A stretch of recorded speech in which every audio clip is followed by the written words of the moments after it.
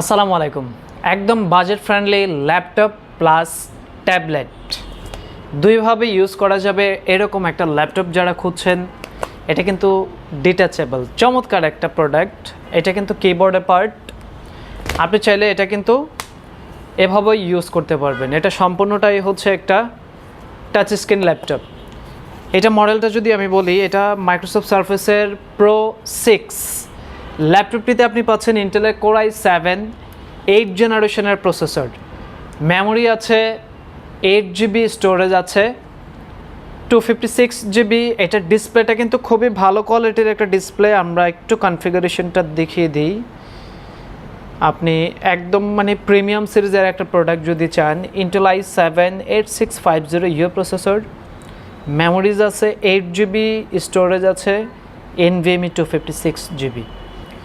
এটার উপরে কিন্তু ফেস লক, ক্যামেরাটা খুব চমৎকার একটা ক্যামেরা, অ্যান্ড ডিসপ্লেটা হচ্ছে 3K ডিসপ্লে, টাচ স্ক্রিন।